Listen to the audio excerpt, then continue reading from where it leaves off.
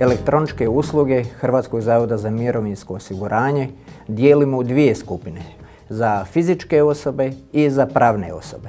Za fizičke osobe najznačajnije su usluge iz područja mirovinskog osiguranja za podnošenje zahtjeva za invalidsku mirovinu, starosnu, prijevremenu starosnu, obiteljsku mirovinu, nacionalnu naknadu itd. Pored e-zahtjeva za ostvarivanje prava iz mirovinskog sustava imamo i e-zahtjeve za ostvarivanje prava iz mjerodavnog zakonodavstva. Jedna od najzastupljenijih usluga je elektronički zapis o radnom pravnom statusu ili poznat kao e-radna knjižica.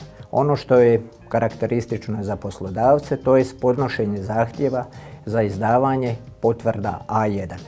E-uslugama zavoda moguće je pristupiti putem web stranice zavoda ili direktno putem sustava e-građani. I upisujemo jednu od vjerodajnica srednje razine. To su vjerodajnice uglavnom svih banaka u Republici Hrvatskoj za internet bankarstvo.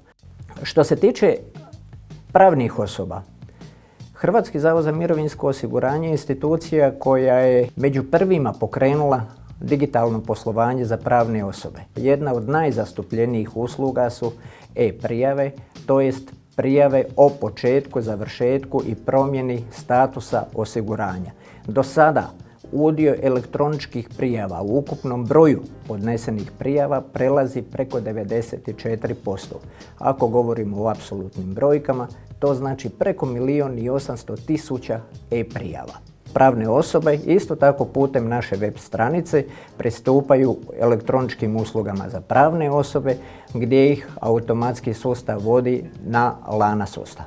S obzirom na velike brojke podnešenih zahtjeva za ostvarivanje prava putem sustava e-građani, primijetili smo značajno smanjenje broja korisnika na šalterima.